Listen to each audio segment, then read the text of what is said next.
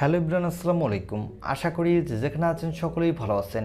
ইদানিং আমরা দেখছি যে ইনফিনিক্স খুবই ভালো কাজ করছে, কেননা তারা কম দামে কিছু দুর্দান্ত ফোন আমাদের মাঝে লঞ্চ করেছে। এবার ইনফিনিক্স গেমারদের জন্য তাদের নতুন একটি ফোন লঞ্চ করতে যাচ্ছে। এই ফোনটি হলো ইনফিনিক্স নোট 12 G96। আজকের ভিডিওতে আমরা এই ফোনটি সম্পর্কে আপনাদের ফুল ডিটেল জানিয়ে দেব। এই ফোনটি বাংলাদেশে 2-1 দিনের মধ্যেই অফিসিয়ালভাবে লঞ্চ হতে যাচ্ছে।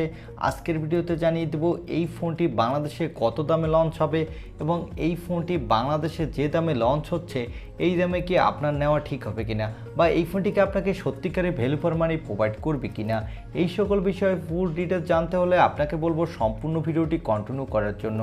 বিশেষ করে যারা কম দামে একটি গেমিং ফোন কিনতে চান তারা অবশ্যই আজকের ভিডিওটি শেষ পর্যন্ত কন্টিনিউ করুন। চলুন আর কথা বাড়াবো না, চলে যাব মূল ভিডিওতে। তবে মূল ভিডিওতে যাবার আগে আপনার কাছে ছোট্ট রিকোয়েস্ট, আপনি যদি আমাদের চ্যানেলটি প্রথমবার ভিজিট করে থাকেন তাহলে প্লিজ আমাদের চ্যানেলটি সাবস্ক্রাইব করে পাশে থাকা বেল আইকনটি প্রেস করে রাখুন, আর অলরেডি সাবস্ক্রাইব করে থাকলে থ্যাংক ইউ সো মাচ। প্রথমে আসা যাক এই ফোনটির বক্স কন্টেন্টে। এই ফোনটির বক্সটি খুললেই আপনি পেয়ে যাবেন কিছু ইউজার মেনু, সাথে পেয়ে যাবেন ফোনটি এবং ব্যাক কভার, সাথে চার্জার পাবেন। এবারে আসা যাক এই ফোনটির লুকো ডিজাইনে।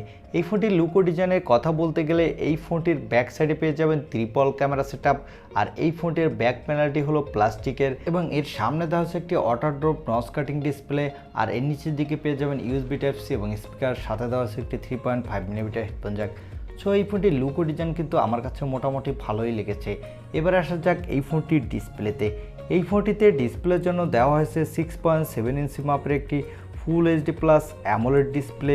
তবে দুঃখের বিষয় হলো এখানে কোনো হায়ার রিফ্রেশ রেট দেওয়া হয়নি। তবে এই ফোনটি যেহেতু গেমারদের জন্য তৈরি করেছে তাই এখানে অ্যাটলিস্ট 90 হার্টজের রিফ্রেশ রেট দেওয়া উচিত ছিল। আর এই ডিসপ্লেটি যদি water drop notch cutting display না হয়, যদি পাঞ্চল কাটিং ডিসপ্লে হতো তাহলে এই ফোনটির ডিসপ্লে সেকশন আরেকটু বেটার হতো, কেননা 2022 সালে এসেও এখন water drop notch cutting display সত্যিকারে মেনে নিতে কষ্ট হয়। আমার মনে হয় ছোটোখাটো এইসব বিষয়ের দিকে ইনফিনিক্সের এখন নজর দেওয়া উচিত।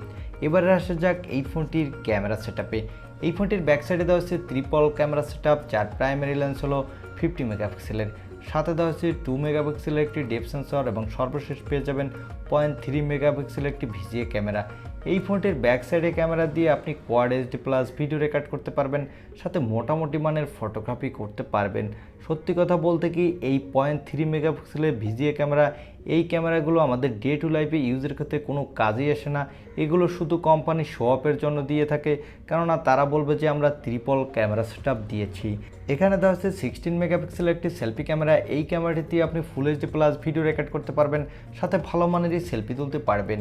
এই ফোনটির পাওয়ারের কথা বলতে গেলে অনেকেই তো নাম শুনে বুঝে গেছেন যে এখানে দেওয়া হচ্ছে মিডিয়াটেকের হেলিও G96 প্রসেসরটি।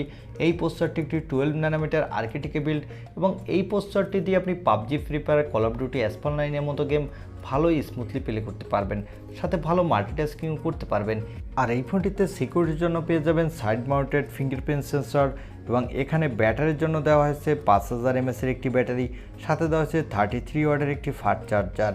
এই ফোনটিতে আউট অফ দ্য বক্স পেয়ে যাবেন অ্যান্ড্রয়েড 12, এর ব্যাকএন্ডে দেওয়া হচ্ছে XOS 10.6। এই ফোনটি শুধু একটি র্যাম ভেরিয়েন্টে লঞ্চ হবে 8/128GB, আর এই ফোনটিতে দেওয়া হয়েছে LPDDR4 র্যাম, সাথে দেওয়া হয়েছে UFS 2.2 স্টোরেজ, যার ফলে এই ফোনটি র্যাম এবং স্টোরেজ ভেরিয়েন্টে কিন্তু ভালোই ফাস্ট হতে যাচ্ছে। তবে এখানে ভালো ব্যাপার হলো এখানে দেওয়া হচ্ছে extra dedicated micro SD card slot, যার ফলে আপনার প্রয়োজন হলে আপনি স্টোরেজ বাড়িয়ে নিতে পারবেন। এবারে জানিয়ে দেবো এই ফোনটি কত দামে লঞ্চ হতে যাচ্ছে এবং এই ফোনটি বাংলাদেশে যে দামে লঞ্চ হবে এই দামে কি আপনার নেওয়া ঠিক হবে কিনা, বা এই ফোনটি আপনাকে ভ্যালু ফর মানি প্রোভাইড করছে কিনা।